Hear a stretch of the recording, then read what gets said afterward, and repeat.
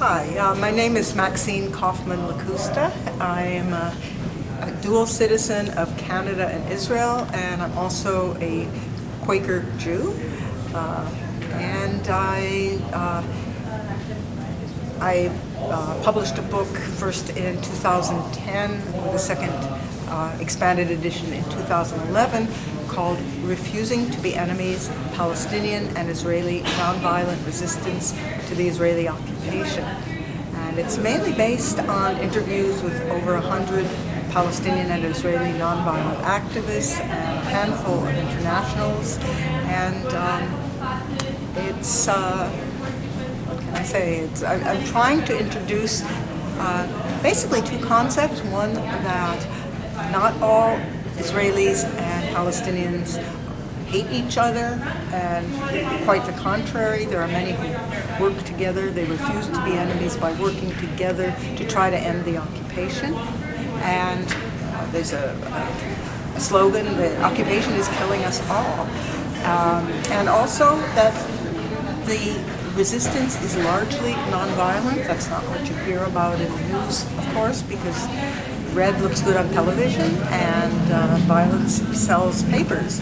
But even in the first Intifada, 1987 to 93, estimates say between 90 and 95% of the actions called for in the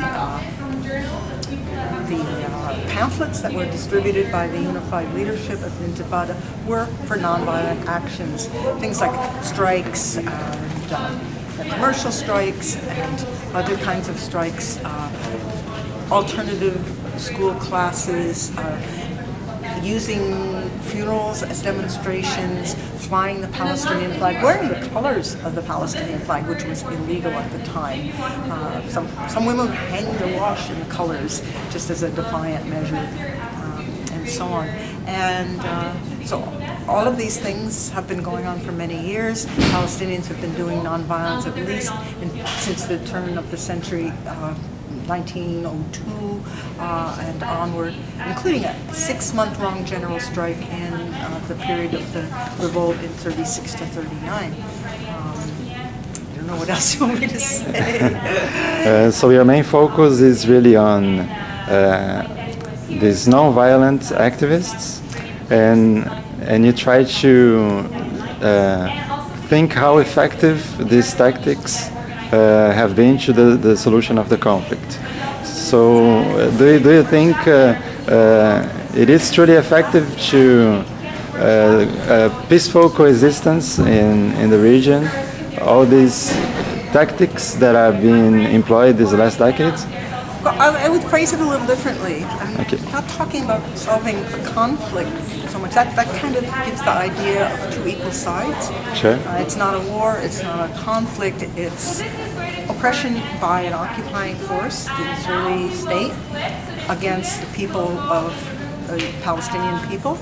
And so it's a very unequal kind of relationship.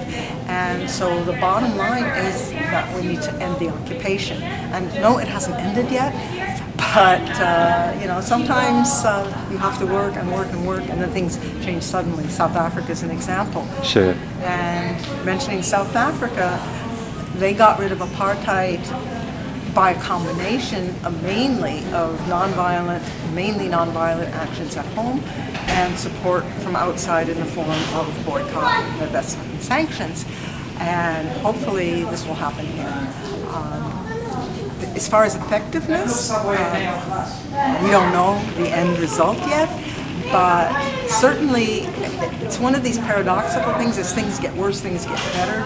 The more pressure there is on the movement, the more people working together, and can be very rewarding. People build relationships for the future, if there is a future. Yeah.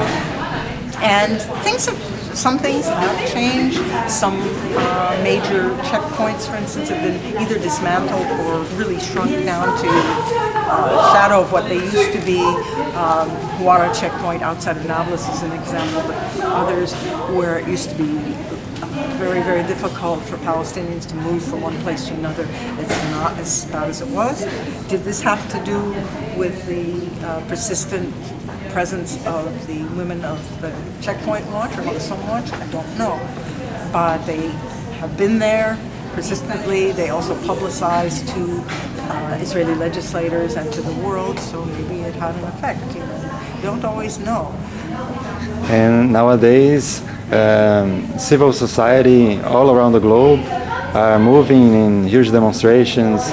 We had in London, in Cape Town, in New York. And how do you evaluate these mass demonstrations of solidarity for the Palestinians? And in the future, do you think the global civil society will get more engaged in this problem? Especially because of the ongoing genocide practiced by the Zionists? I hope that the trend continues. Sometimes, it's a flavor of the week kind of phenomenon and they go on to another issue. But I certainly hope that they continue to be involved. I think this time Israel has gone too far. They've been going too far for a long time. They've gone too far in the sense that they've pushed their supporters to the point where they're saying no. Even U.S. legislators or whatever saying it's not okay anymore. You can't do this. We're giving you weapons and you're misusing them, as if there's a way to not misuse weapons. But, so possibly this could be the beginning of the end of the occupation and hopefully some kind of more just solution. Who knows? But I think at the very least, mass demonstrations are sending a message to governments, and obviously quite a few governments are responding. I heard recently the governments of several Latin American countries have recalled ambassadors or envoys, and South Africa, the former president, is calling for a boycott of Israeli goods. This is spreading. Church groups around the world are taking a stand, and it's kind of exciting. I hope it has a good outcome. Another thing I wanted to say in response to your earlier question about effectiveness, one way that nonviolence can be effective and has been effective is that people from the quote-unquote other side can participate in good conscience. There's not a whole lot of Israelis, for instance, who would join a military wing of a Palestinian political movement.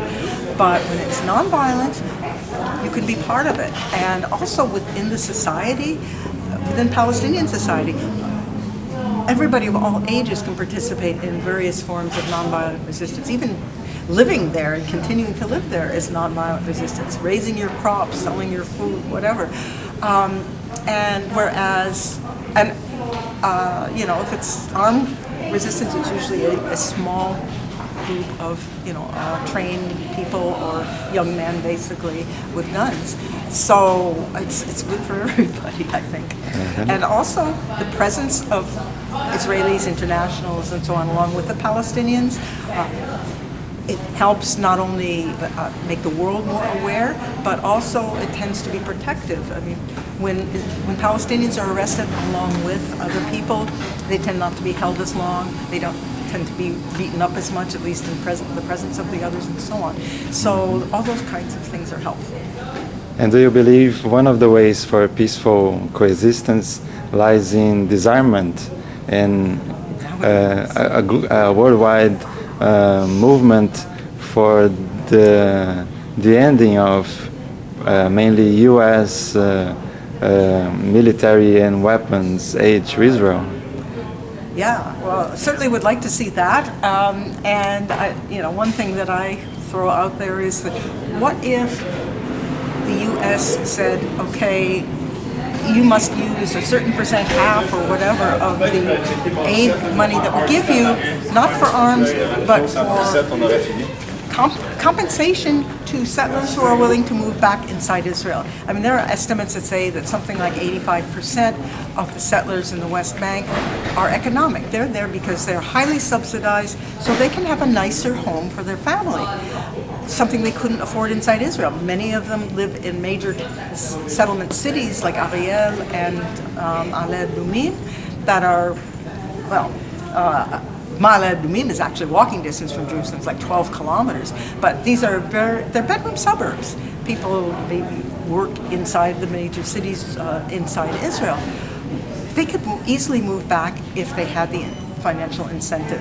The hardliners would then be very few and could either be isolated or perhaps forced to leave like the Gaza settlers, most of whom were hardliners. Not all of them, I've met one who wasn't. But so, you know, that's a possibility. People say, oh, no. But, you know, it takes money and it takes a will. And I think will is the main thing that's lacking.